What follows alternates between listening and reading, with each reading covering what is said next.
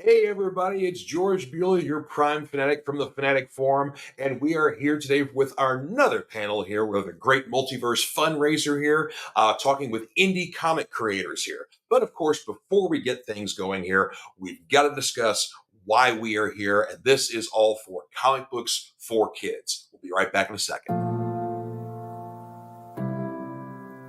And this is what we do.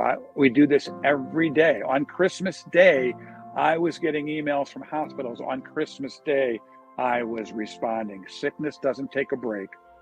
We are there for the hospitals. We are there for the kids.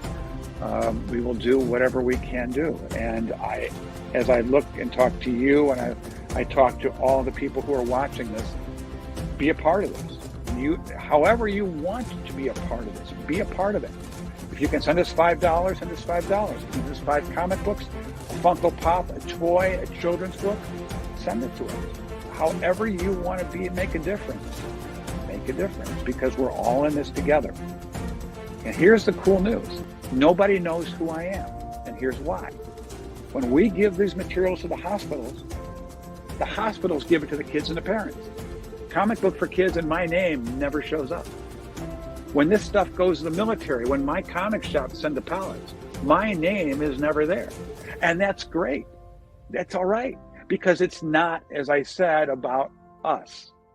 It's not about promoting who we are. It's about all of us together in the industry making a difference for so many. And that's what we're about, Kelly. And that's what we do every single day of the year. Yeah, that's absolutely right. So if you can, certainly give to Comic Books for Kids, cb4k.org. That's the reason why we're here this weekend. They're a fantastic charity. Mark does a lot of great work, and it's a grassroots charity, which makes it, even all the better there. So as you see the scroll there at the bottom of your screen there of how you can donate, give as much as you can. It doesn't matter, folks. They all love it. So everybody absolutely love the support. And since we're talking about support here and creating great things here, we are talking about indie comic creators here. It's an amazing age that we are in, that basically anybody who has the talent and the drive and the know-how to want to create a comic book can with today's technology. You don't have to sit in the bullpen anymore. You can do it wherever you want. And so we have got a great panel of folks here who've created their own books, and we've got a lot of stuff to talk about here. So first and foremost, let's start bringing them out here. First off, we've got Grant Lankard here. Welcome to the show, sir. Thank you. Next up, Jeff Beinecke. Thank you for being on here. Hello. Thank you for having me. Excellent. Timothy B. Fling. Hello, sir. Thanks for having me, guys. Thank you. And last but not least, Mr. Brian Rodman. How you doing? If I can get myself unmuted there. Hi, I'm doing all right. How are you guys? Good. I'm good, man. All right. Well, first off, we'll start with Grant here. Introduce yourself and what kind of all the different jobs you do on your specific creations here. Yeah, my name is Grant Lankard. I guess I'll go first. I just did a 6-issue miniseries called Beowulf. Just completed the last issue, and that's going to be going out. Well, it's already started getting mailed. I also do a horror anthology called Memoirs of the Morbid, and my new comic book that is going to be out in mid-February is called League of Cryptids, and the concept behind that is what if the 5 most well-known cryptids are actually ancient aliens who are put here to protect the Earth. Awesome. Here's an image here for your Beowulf comic, and we're going to try to get you. I'm trying to get your League of Cryptids up here as well here, but let's see here if I can save this one here. All right, that's not working for me right now. So, here we go. There we go. Nice. There's League of Cryptids. Dig that logo, man. That looks cool. Thanks. Oh yeah, this looks fun here. See, I love this. Frogs go to Loveland. I love it. This is awesome. Thank you, Grant. That's great. All right. So Next up here, Jeff Beinecke here. Let's bring up your art here for the Crag. Is that correct? Yes, that is correct. I'm actually not the artist. I am the writer and creator of the story. That's kind of my job, is just doing the character designing, scripting, all that stuff. Unfortunately, I can't draw. I wish I could, but so I'm do the writing. I did the Kickstarter, which it was last year, but I've had some health issues, so I'm just starting to get back into the groove of things. So I've got 3 more pages, I think, where we've got to illustrate for number 2, and then number 2 will be out of the Crag. That's kind of the main book I'm focusing on right now, just kind of doing 1 and seeing how that goes, and then hopefully, build off of the Crag and go from there. So that's my role, is just the kind of the creator, just pretty much everything but actually drawing it. Nice. And doing like the formatting and the imagery stuff. Excellent. Timothy, next up, we've got some of your artwork here for Water Wars 2288. So what's your involvement in this book? I'm the writer and publisher. I also do a fair amount of editing. I guess you'd say I'm the creator, but I always feel that term is a little bit too encompassing. I don't like to say only the writer, especially when I'm in a room with other writers.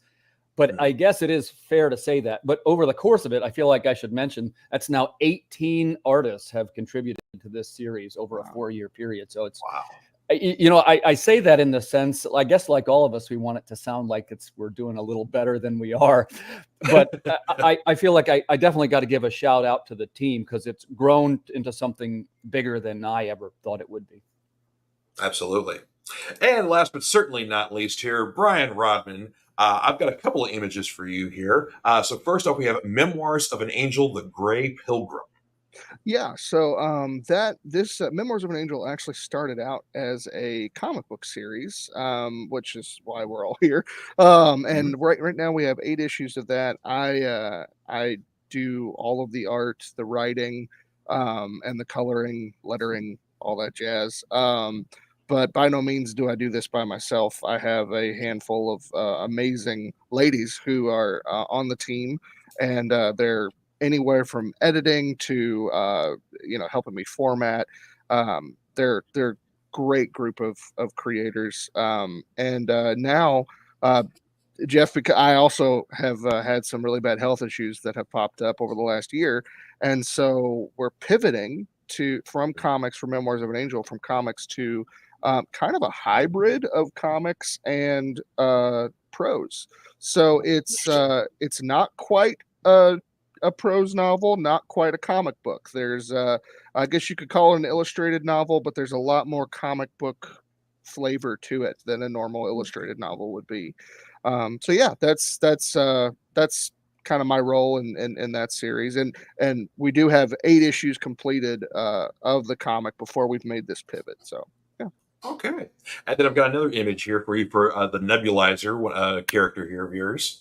Yeah, so that is that story is actually really personal and just kind of hits it home for me, because my illness is a severe chronic asthma, Okay. and so that's what I've been dealing with really all my life. And so this story is all about this as severe asthmatic who's in this post-apocalyptic world filled with allergen mutants, and he and his AI controlled suit are fighting these monsters that plague all of us with asthma and allergies in physical monstrosity form.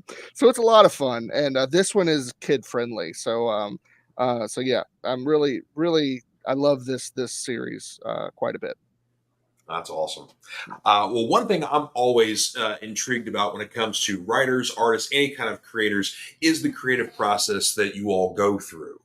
So starting with you, Jeff, what is your creative process? How do you come up with ideas when you've got an idea? How do you start fleshing out and making it a real thing? Well, my creative process is really, it's really unorganized, I would say. Half the time I don't really know, where the ideas come from. A lot of the time, like for the Crag, it doesn't seem like it would fit with this, but I actually got the idea from Sasquatch, like, imagining Sasquatch watching out on society from the, the woods or jungle or whatever. And then I kind of put a golem in that position, then just, I just start with kind of like a very basic idea and just kind of plug things in. And yeah, it's very unorganized. A lot of it is, I feel like it's subconscious for me. Like I'll just write, and then a few days later, I'll say, well, that has more layers than I thought it was going to have. But as long as you come up with it. So yeah, nature is a big inspiration for me. Just watching, how animals, relate to each other, or society obviously is another big one. Just how humans interact. We're so unique. It's just I just draw inspiration really from everywhere as far as that goes. Music, movies, video games. But yeah, my process is really, it's kind of just depends. Every story's different for me. I'm kind of a wild guy in that regard. I don't take a lot of notes. I usually keep it in my head. I just jot down like a few main things, and then just kind of let things snowball and kick around, and then write a little bit, let it build up, sift through what's there, write it down, and just kind of work in phases really when I actually am doing the writing. So I like it. It seems a very kind of relaxed method as well. There's not a lot of, hurriedness to it. Basically, you're going at your own pace. And yeah, so I like that. Excellent. Well, Grant, since you've got more of the artistic hand here, sim question here. What is your process when it comes to your art? Well, so first of all, I don't write out a script. I go straight into drawing because I've never understood how people who write out a script, how they figure out how many panels will fit on a page. You know what I mean? Because like sometimes you do a page that has like 3 panels and it looks crowded, but other times you do like a page that has like 9 panels and it doesn't look crowded. So I start out by drawing, and I'm strictly digital now. I can't even remember the last time I drew on a piece of paper, which I don't know. Maybe I should try that just so I stay in practice with that. But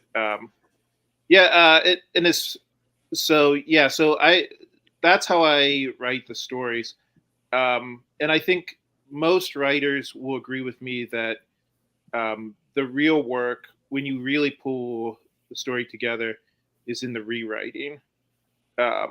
Because there's always a moment like when I write the first draft where I'm like, oh my God, this is terrible. Like I can't publish this. Like, what is wrong with me? And then like by the third draft, it looks fine. As far as where I got my ideas from, with both Beowulf and League of Cryptids, it came from me looking at something that already existed and saying, that kind of sounds like it could be a comic book. Like with League of Cryptids, I remember I was looking at like a bunch of statistics for, different cryptids, like seeing like, this one is really strong. This one is psychic. This one is kind of like a brawler. And I remember thinking to myself, this looks like the old like Marvel trading cards that I had when I was a kid. And that's where the idea for League of Cryptids came from. And in the same way with Beowulf, I remember when I was a kid, my parents had a Time Life fairy tale book, and one of the stories in it was Beowulf. And I remember reading that and thinking like, oh my God, this is just like a comic book, but it was written, 1,000 or even 2,000 years ago. So yeah, so that's great. Sorry, go ahead. It always fascinated me with the Beowulf as well. That story was passed around, word of mouth until it was written down, probably hundreds of years later after it's been told and retold. So yeah. Interesting question you brought up this, Grant, talking about your art. Just as a panel here, how many of y'all work from home when you're doing your art, or how? Yeah, I think probably. Okay. Or Timothy, do you have like a professional office you're in? I do not. Although I guess you'd say my basement is kind of a studio now. It's the okay. It's funny. I was joking about it earlier. Like, we always want it to sound more important than it is. Like, hey, well, my studio is essentially a desk with a ping pong table next to it. And, we started with making one book, and then it was 2 books, and then it was 3. And now it's I think it's 11, 12, something like that. Mm-hmm. And it's a little assembly line is what it is, which I use for Kickstarter fulfillment. As far as the writing process itself, I can do that pretty much anywhere, including I've done it at work and anywhere the inspiration strikes you, I guess is the way I would phrase that. Absolutely. Well, Brian, as the other artist here, how do you work? Do you work digitally entirely with your art, or are you old school pen and paper? I am entirely digital. I started off traditional. And in fact, I did the first 3 issues of Memoirs of an Angel, traditional, black and white. And then my wife, mostly to cut costs of tools, like all the pens and all the pencils and everything like that, all the paper, we switched to digital, and I never looked back. It just, for me, like, I love and respect traditional medium. I think it's great. And if I had the means, and really, I think it's almost a completely different skill set. A lot of it crosses over, obviously, but it's just, I think with digital, for me at least, it gives a lot more freedom. I don't have to worry about messing up a page. If I have a wild idea, I can try it. If it doesn't work, I didn't mess anything up. I can push a button and it goes away. And that just, for me, provides the freedom that I never had before. So yeah, I'm all digital. And the process, I'm actually the opposite of Grant. I'm an artist, but I'm also a writer. I don't know what I am first. I know a lot of people who do both. They say I'm a writer first, I'm an artist first. I have no idea what I am. But I do start, usually it's either an image in my head that I draw, or it is something that I'll type out, a poem or something like that. A lot of notes start off all my stories. I'm that crazy guy with the red twine on my Google Docs. It's but yeah, I do start off with the scripts first. So I write out, and because I'm the artist, I think it's a lot easier, right? Like I'm writing for myself later, which also makes me, when I put my artist hat on, I always say, I hate the writer who made me do this. And but no, I will just kind of briefly describe what the panel is, what the illustration is. And then later, if it doesn't work, like Grant said, if it's too crowded or something like that, I can rework it, because I'm doing it all. It really does. Like, I'm thankful and blessed in that way. I'm just glad that I have that kind of freedom. And I do. A lot of people, they say, oh, well, it's all you're all doing it. I said it earlier. It's really not. The creative process, even though I am doing a lot of the work, I need a team. I need other people, at least to get fresh eyes on it, before, it goes to the printer or anything like that. And so I have an editor, I have all this stuff, and I bounce ideas off of my team all the time. And they're so good with the creative process.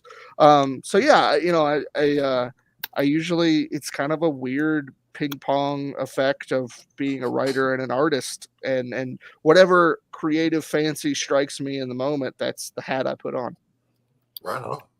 We got to take a pause here because we have got a lot of comments here from folks watching home. So thank you all very much for tuning in here to the Multiverse Fundraiser, to our Indie Comic Creators panel here.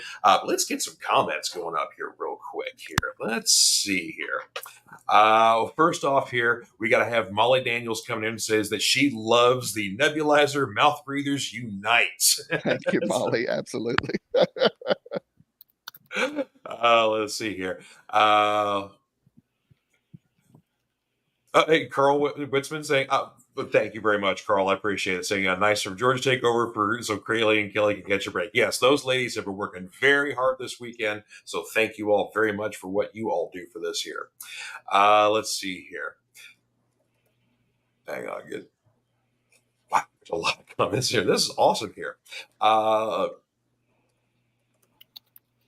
Clyde Hall saying, hello, creative forces of nature. Thank you, Clyde Hall.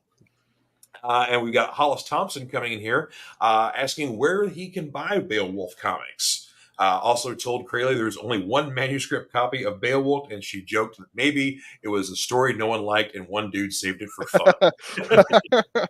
Yeah, I was trying to answer her question. I don't know if just putting the word Amazon in a comment is enough to get it blocked.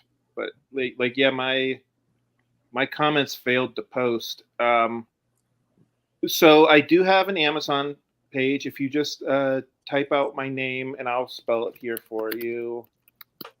If you type out my name in Amazon, you should be able to find digital copies. But I have a Kickstarter coming up in mid-February, and if you're like me and you really want the print copies, I'm going to have those available as add-ons on my Kickstarter. It might also have been the word Kickstarter that got my comment banned. God knows. Yeah, and Jeff, where could we find the Crag? It is on Amazon also for Kindle. You can just search my name. Yeah, it's on there. So just, yeah, it's a tough one. It's not easy to spell, but yeah, you can search my name or I can post it here in the chat. I've got print copies. I'm caught up in this health stuff. I've been meaning to get an actual, real website up, which Sure. I've got the domain. We're just trying to get that still up. So once I get that up, I can, have print copies available, or just, reach out to me via Facebook or anywhere really, and I can set people up. So, but primarily right now, Amazon. Okay. And then Timothy, where can we find Water Wars and other Earth Dog Studio books? The easiest thing for me is, well, I'm a Kickstarter fella, so I'm just about always on there. But for all the published materials, that's through earthdogstudios.com. I have some stuff on Amazon, but I kind of prefer if they go through my website. So if viewers, if you don't mind, hit earthdogstudios.com. That's the best way to, in my case, to support me directly. 100%. Yeah. The large corporations are great, but if you can actually support the artist fully, do that. Yeah, thanks for mentioning that. And by the way, I'm not against any of those things. We all need to increase our reach. But when possible, viewers, please reach out to the creators directly. I think I speak for all of us when I say we all do a little better that way. Thank you, Cereal Box and Phoenix Sisters, for the link. I appreciate that. Yeah, there we go. And then Brian, of course, you've got Memoirs of an Angel was available through Kickstarter. But where can we find this now? Yes, so everything I've ever done, all 8 issues of Memoirs of an Angel and the first 2 issues of the Nebulizer, plus other books that I've been a part of, Pulp Reality, number 4 through Stormgate Press, and a few other anthologies, all on brianrodman.com. If you Google the name Brian Rodman, I'm at the top. Somehow I have clawed and fought my way and beat all the other Brian Rodmans out. And I am, there can be only one. So I'm at the top of the Google list. Just Google my name and it's right there. But yeah, you can find every comic, every book that I've ever done at the website. Many Brians enter, only one Brian Rodman leave. Exactly. And ironically, the asthmatic one. I have no idea how. All right. So definitely a question here for all the panel here. What genres do you all normally engage in, and what specifically drew you to those genres? Grant, we'll start with you first. I would say probably the biggest one was fantasy. I would call Beowulf modern fantasy, and I would say League of, with maybe a little bit of superhero genre thrown in there. I would call League of Cryptids kind of the same, a modern fantasy. Like I said, they're ancient aliens, so maybe a little bit of sci-fi elements. But I grew up loving superheroes. I read. There was a time in my life where I tried to read Lord of the Rings about once a year. Mm-hmm. I don't do that anymore, but just because I'm too busy. But there's something about those books that just kind of feels like a warm blanket when you read them. I think it's the idea of living in a simpler time, without iPhones, but also, the added bonus of mixing in magic sword battles and stuff like that. Yeah, I understand that. I think, speaking of Lord of the Rings stuff, I think Kelly may have mentioned this on one of the other panels. There's an audiobook form of Lord of the Rings that Andy Serkis reads. Yes, Yeah, it's so wonderful. we listened to that one time. We actually listened to that when we were going to the Baltimore Comic Con, and the problem with it is his voice when he's not doing the Gollum voice. His voice is like so soothing; it was like starting to put me to sleep while I was driving. But, yeah, I would recommend those as well, as long as you're not driving. Absolutely. So, Brian, same question here. What genre do you normally dabble in, and what drew you to it? I guess the thing that really crosses over in all my works is fantasy. I do tend to lean more heavily into the horror aspect of it, especially with Memoirs of Angel. The tagline of it is it's like Lord of the Rings meets The Exorcist. So you get that high fantasy and the demonic kind of horror.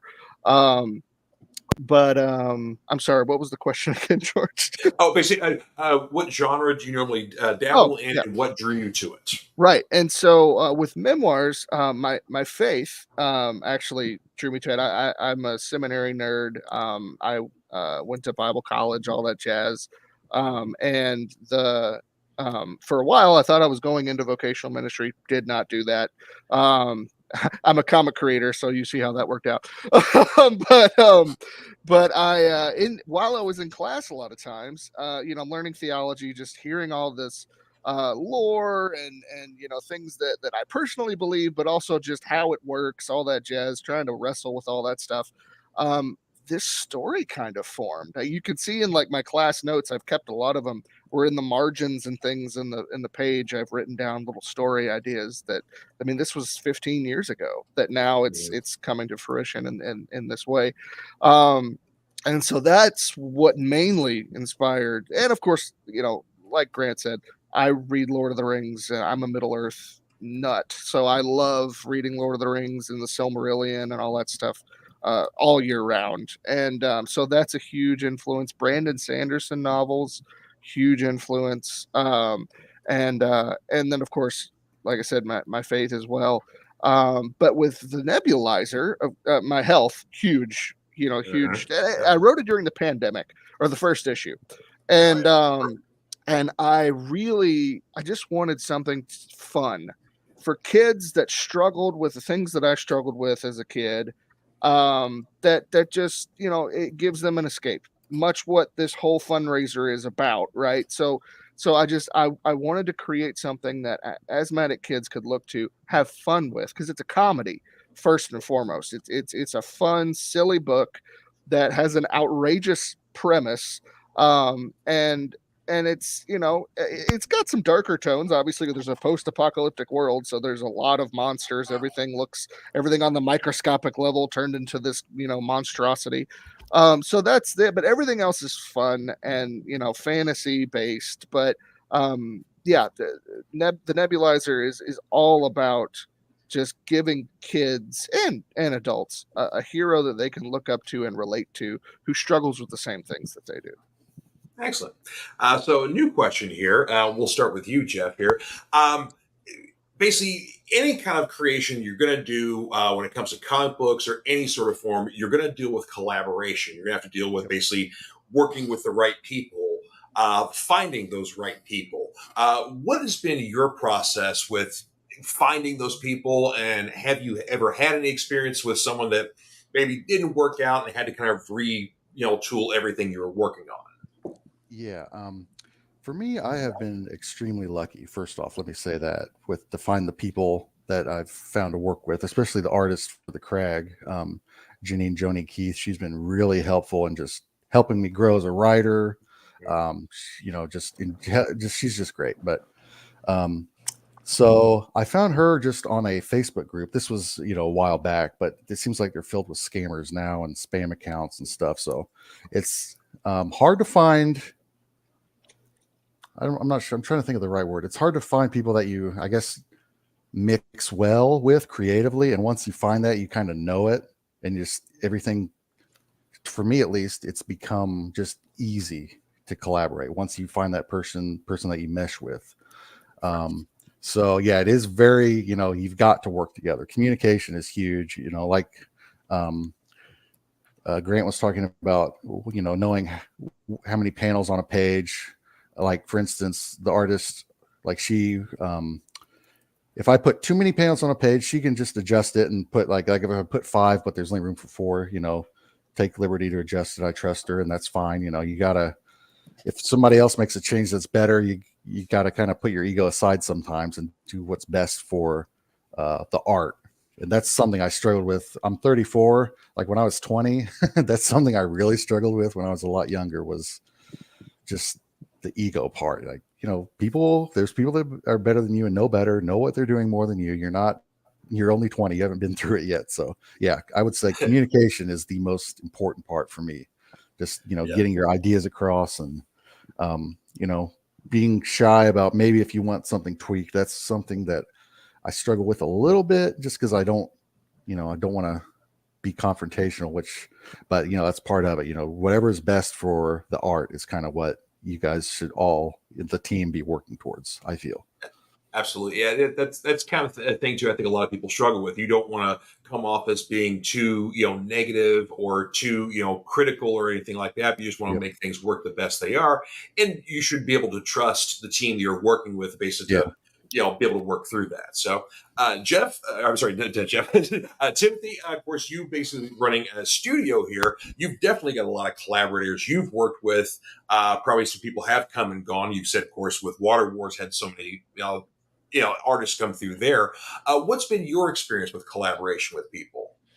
Well, I tell you, Jeff made a really good point, and I just want to sort of touch on what he said, which is, it's just as 4 or 5 years ago, you could join various types of Facebook groups and try to find people that would sort of align with what you are making. And the first thing I would tell viewers today, you're going to want to be very cautious of that. And it's because of the reason that Jeff mentioned.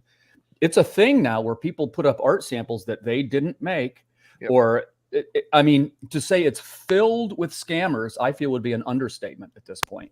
Yeah, so it's definitely a thing. So proceed with caution and get references. In my case, what I did was, once you meet 1 or 2 people that you sort of know and trust, try and stick with references. Like, just for an example, like I know Grant and Marvin a little bit. So if they said, hey, well, I worked with this fella, he's trustworthy, I would be more inclined to go that route rather than try somebody new. Because I've had a few instances where it didn't quite go the way I wanted with someone new. And again, to sort of jump onto Jeff's reply, is particularly in the case of where, if you're the writer and creator, you got a little bit of a story you're trying to put across. And the first thing you want to make sure is that the artist has in fact read the whole script and has got the concept of what you're trying to convey, because they might draw something a little incorrect, or they might draw something that hasn't even happened yet. Like, hey, wait, that doesn't happen until page 7. Like, she doesn't know yet that this happened or that happened. So like, there's many angles to take into consideration for illustrators. And by the way, it's a super hard job as an illustrator of a comic script. Not taking anything away from that. It's particularly in a comic script, it might be the main thing. It might be more important than the writing in some parts. But in my case, many of the, if not all the stories, they end on sort of a dramatic panel, or in many cases a twist ending. So you can't show it on page 2 or page 3. It's got to happen. It's got to progress along. And just to finish the question, in my case, my inspirations were similar in the sense, I'm so pleased to see a bunch of Tolkien fans in this room. Congrats to you. I do the same thing Grant does. I try to read it once a year. I think it's one of the great works of literature. And of course, mentioning the Silmarillion. Wow. My hat's off to it. I blame my Bible nerd stuff. That's how I can get through it. Yeah.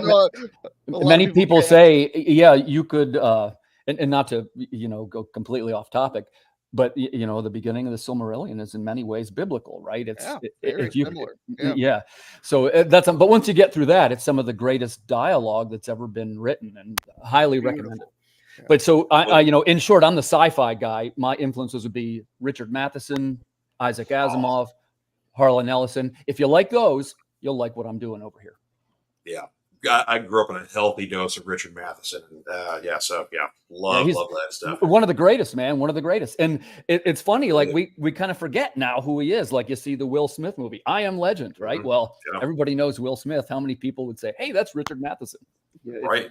If you guys if the people listening like Stephen King, I think Stephen King got a lot from Richard Matheson. Oh, sure. Oh, yes. Very much so. Yeah, he would admit that. Yes. Totally agree. Well, of course, in this world of social media and the digital world here, it's a very crowded market, especially nowadays for indie creators here. So start with you, Grant. How do you promote your books and market them and try to break through? I feel like a lot of people would say probably not very well. I mean, I think with everybody, marketing is like the Brussels sprouts of the comic book creating, right? That's great. Like sitting there writing and drawing it is like the steak and maybe the potatoes, and then marketing is like the Brussels sprouts. Really, I mean, you just I pencil in like an hour every day where I just go around and I say to myself, okay, I'm gonna post screenshots of the comic book here, and here. Messaging old people who have backed your Kickstarter in the past. Sending out newsletters. It can I can see why, like for like new comic book creators, why it would be overwhelming, because there's so many different outlets to promote your comic book on. I mean, and even though I hate Twitter, like 2 or 3 times a month, I'll go on Twitter and just post the link just in case, there's like, even though I don't really talk much on Kickstarter, there might be 1 or 2 people who follow my tweets. I mean, 1 or 2 people is more than none, right? Right. Yeah. Very true.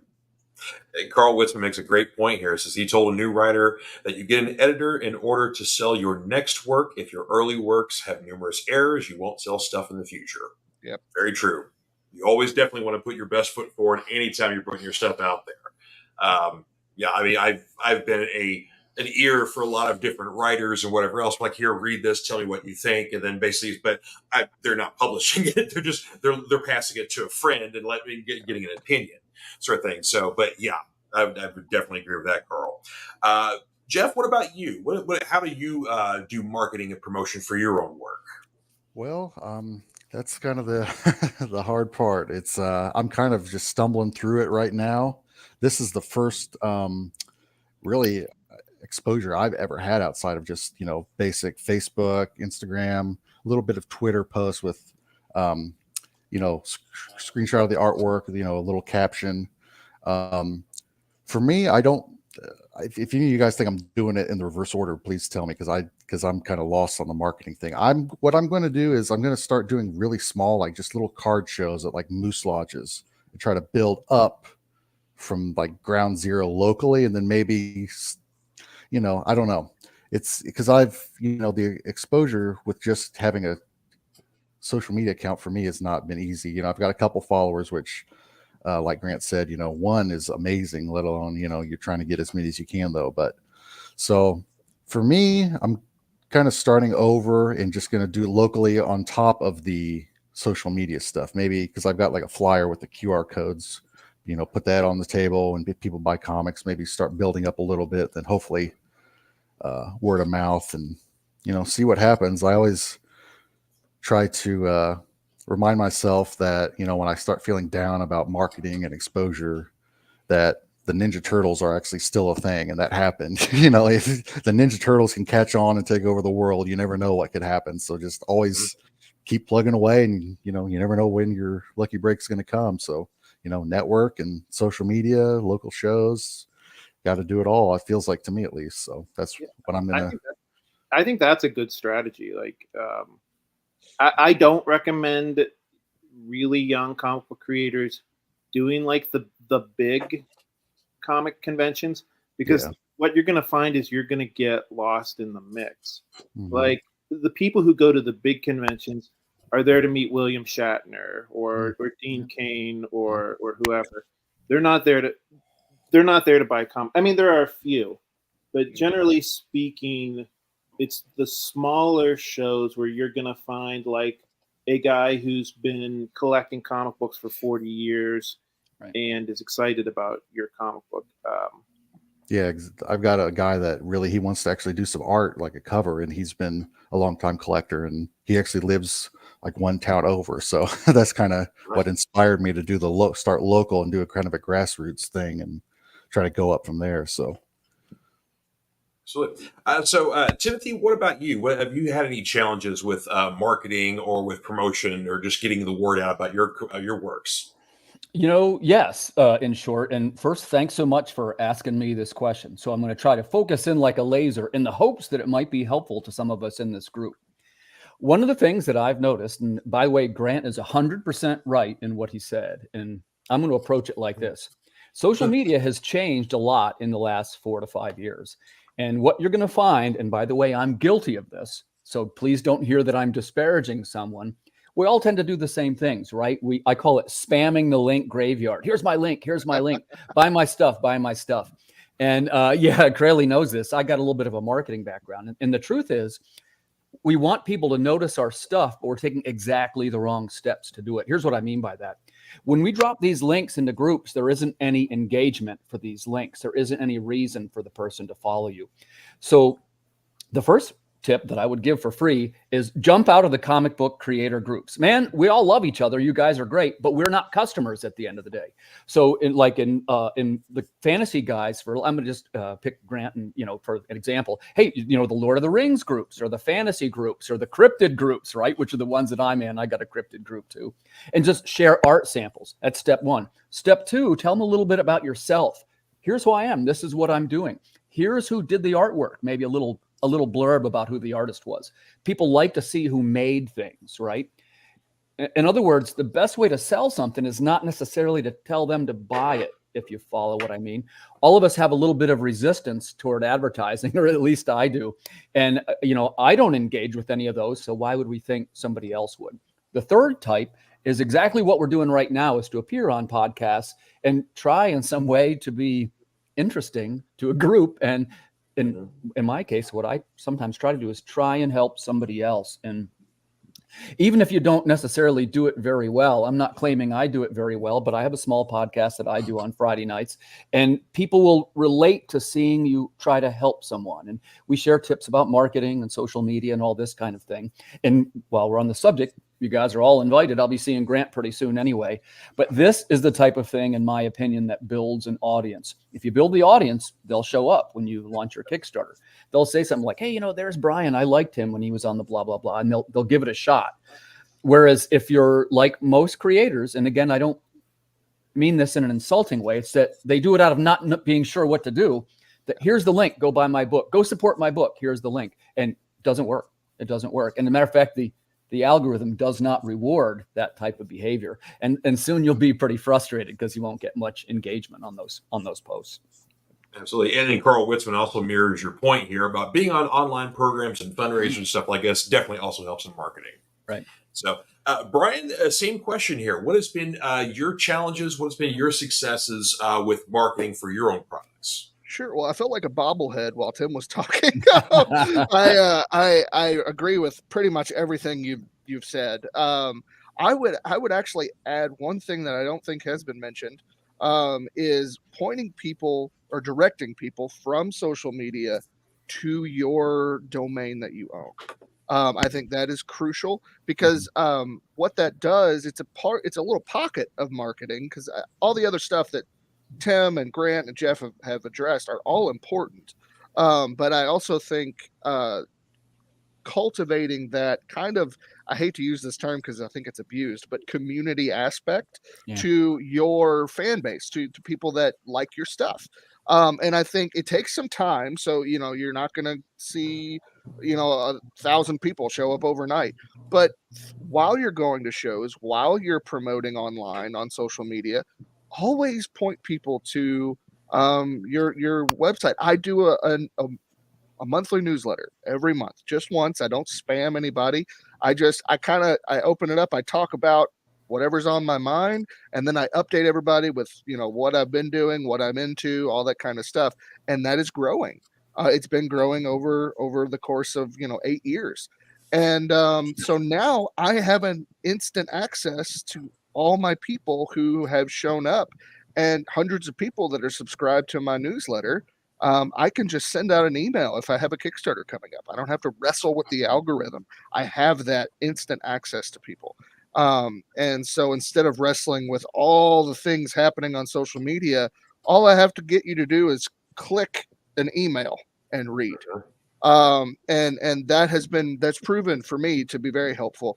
I think a lot of that is also, and again, I hate using this phrase, but it's essentially what you're doing is selling yourself. Is you are not just selling a product, you are really, people buy from creators that they know and they like, and not that you should like try to be something you're not. And that's not what I'm getting at, but get out there and engage with people, talk to people, and really invest in the people that are going to read your books and that you like to talk to, make friends. I mean, this is a great experience if you can do that kind of stuff and you can really get to know your readers. I mean, I know a lot of people that started out as my readers and now they're really good friends of mine. And I love that, and that, I think, for me is what it's about. I would much rather have people that I know and care about in enjoying what I have to offer them than just a bunch of strangers. And even though the strangers are obviously important, Sure, yeah. I think this aspect is a part of marketing that doesn't get a whole lot of highlights a lot of times. And I think it's beneficial for the reader and the author artist. Absolutely. Yeah, it really is a lot about building community here. So absolutely.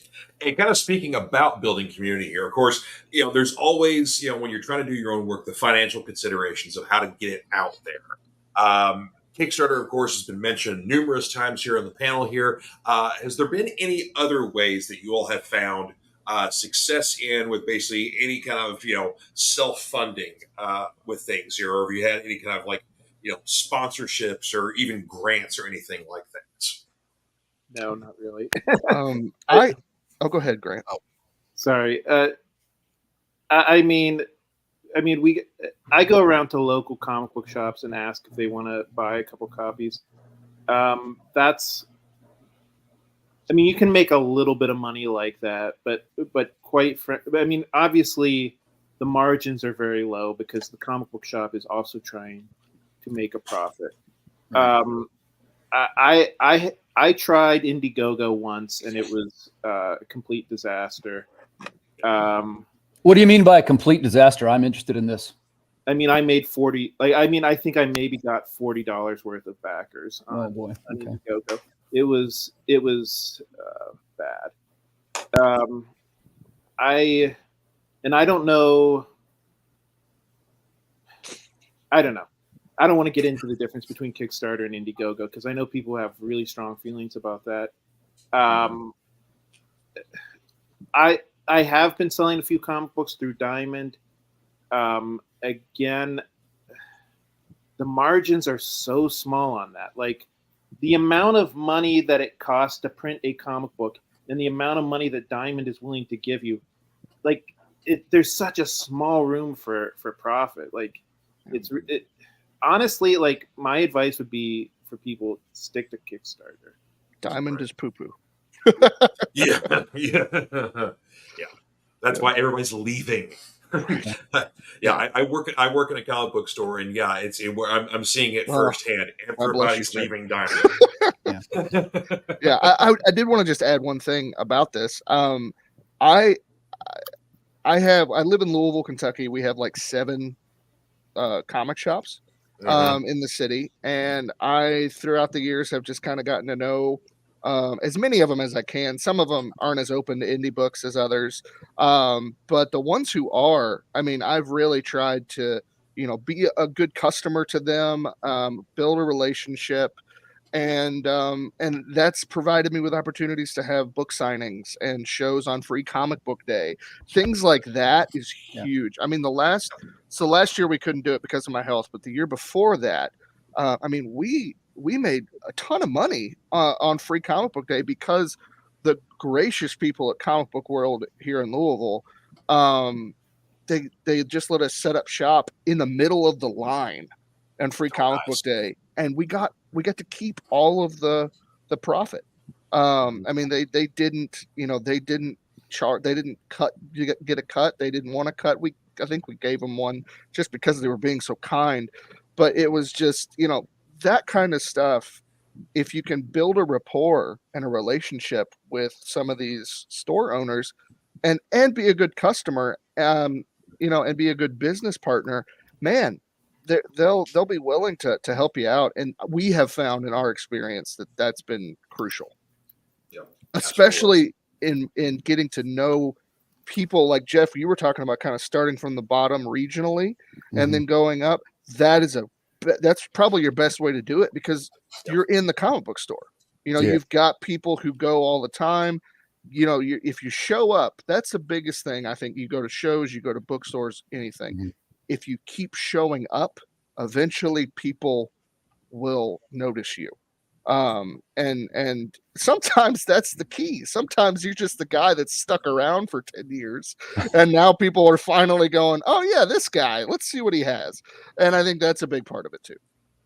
Yeah, I really I like the idea of sponsorships too. I like, for example, a really small local wrestling promotion was looking for sponsors, and I couldn't make it work financially at the time, but just something like that is something I'd really like to get into, finding or sponsoring something like that where, not every wrestling fan likes comic books, but they are tied pretty close together though. Yeah, that's a sizable amount of it. Finding like similar, but not the same type of events or, stores to sponsor, just put your logo and socials and website and stuff on there. That's I haven't been able to do it yet, but that's one of my goals is just to like sponsor something locally like that.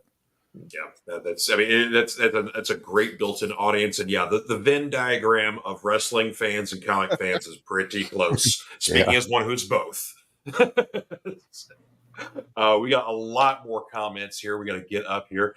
First off, Willow Schuyler of Schuyler Productions says, of course, she loves promoting and supporting indie creators, and most of her comic collection is from indie creators. So, yeah, there's definitely a great built-in audience for people who really they're kind of out of the big corporation superhero stuff, and they're much more interested in the smaller indie creators, people who kind of push the boundaries a little bit. So yeah, I definitely hats off to all you gentlemen here. And one thing, of course, since we are doing a fundraiser, we've got to acknowledge one more time that we are here for the Multiverse fundraiser in support of Comic Books for Kids. And Crayle Vanest is giving us some very good news here, saying we are at 61% of our fundraising goal for this year. So awesome. There you go. And of course, if you guys, if you haven't been able to donate, or if you're curious about donating, please scroll right down here at the bottom of your screen, facebook.com, Multiverse Fundraiser, or you can go to Comic Books for Kids, cb4k.org, to basically donate there. So, all right. So we're getting close to the end of our panel here. So we got to talk briefly here about favorite artists. If you guys have someone that specifically is an inspiration to you, or someone, basically that's this is who you're doing it for. You saw that person's work, whether it be written or writing or art, and that's where you want to go. Grant, let's start with you. My all-time favorite artist, not only my favorite comic book artist, but my all-time favorite artist of all time is Bill Sienkiewicz. I don't think there's ever been anybody who just, like, you look at his style and you how do I word this? You can't figure out where the influence is, because it's just like so unique, so out of left field, so like I just never seen anything like it before. Absolutely. Jeff, your inspiration, sir. Well, my number one would definitely like if I could meet one person as far as creativity goes throughout time, it would have to be Jack Kirby. I know that's probably a common one, but I mean, you can't, his thing about him is like his art, it's not anatomically correct. It's a little, his scripting was a little rough, but it's just the sheer force of the ideas and the, just anything. Like he would build these worlds where anything was possible. And it's just like, I don't know.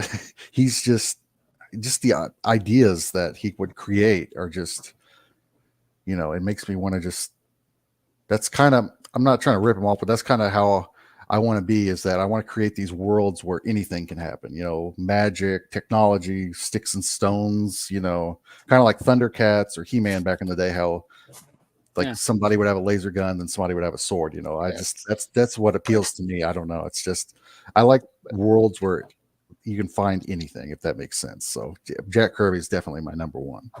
Absolutely. Timothy, your inspiration. Are we talking artists only or is writers? Either one. Either one. Or both. Artists, man, I'm inspired by so many artists, it'd be hard to even pin one down. But writers, I'm inspired by J.R.R. Tolkien, Grant Morrison, Alan Moore, and I'll pick Pearl Buck and Raymond Carver. Wow, that's a great list there. Yeah. Are you a fan of any of those?